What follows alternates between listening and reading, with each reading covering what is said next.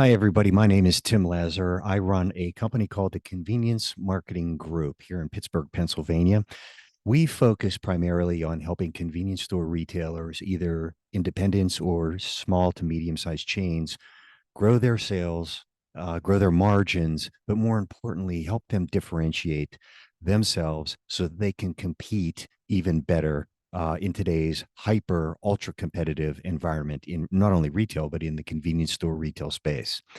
So having said that, I'm in the process of completing a book. It's called The Perfect Storm, and it's subtitled How I Reinvented Convenience Store Marketing at Sheetz. Now, for those of you who don't know, from 1993 to about 1999 to 2000, I had applied some unique and differentiated marketing and retail principles onto Sheetz during their what I would call their halcyon days. We were literally opening 25 to 30 stores per year.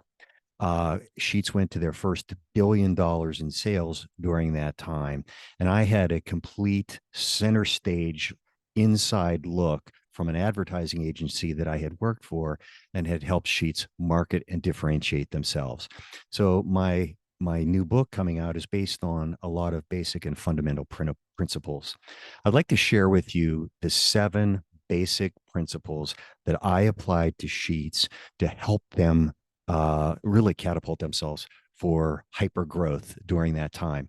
The thing about these principles is they work every time they're tried. And for any retailer that wanted to try them today, they would still work. So the 7 core and timeless retail principles that I used were as follows. Principle number 1 is you have to decide on and then protect your proactive marketing mindset. One of the biggest mistakes retailers make today is they're too passive. They are quote unquote waiting on customers. You don't want to wait for customers. You literally want to be proactive and go out and get customers by differentiating and marketing yourself. You're the only person that can do this. You're the only person that can decide on this. And you have to decide to always have a proactive marketing first mindset. And then you're going to have to protect that decision from the forces of entropy within your company. You're going to be constantly making decisions that move your marketing initiatives forward. You're going to be doing creative work. You're going to be disrupting things. You're going to be creating problems. You're going to be taking risk. You're going to assume risk. But that's also where the success and the retail rewards come of being a convenience store operator. Your people will fight you a little bit on this. So, they're not going to follow up. Sometimes they might slow walk because you're going to be creating work basically for the company. And this is new muscles that you're going to be exercising. So you want to resist those forces and insist that your company is embracing a proactive marketing mindset. That's principle number 1. Principle number 2 is you have to uncover how you create value and why you are different to the customer. Retail marketing will succeed when you've taken the time to create real and new value for customers, and then you differentiate it in the marketplace to those customers. This is the ultimate secret that you are literally the difference, and the way that you see the world and your point of view coming toward from your retail store out into the marketplace is literally the difference maker and makes you uncopyable, and it makes you very distinct in the marketplace where you will get attention, you will get traffic, you will get new customers. So principle number 2 is you have to uncover how you create value and why you're different to the customers. Principle number 3 is you have to create and execute your marketing plan from that value and differentiation. Your marketing or your promotional plan, and it can be simple, but it doesn't have to be long. It has to be strategic. And that'll make it powerful and simple to execute under pressure and chaos and competitive threats that happen literally every day in your business. And you know this. The business plan, the marketing plan has to be written, even if it's just 6 pages or so that then you can share it and communicate it and have it committed to by your team, right? Inside your head and on a piece of paper doesn't count. It won't have nearly the leverage that you need it to have. There's no exceptions to this. So principle number 3, create and execute your marketing plan from the value that you create and your differentiation. Principle number 4 is you want to build a marketing team that helps you with your ideology, not on paper. This is a big deal, right?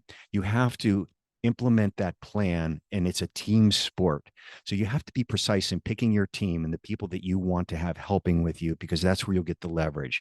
And each teammate that you recruit onto your marketing team, and it can just be one person, but it's probably going to be a couple of people, they have to be committed to moving it through the organization, and they need to buy into your ideology.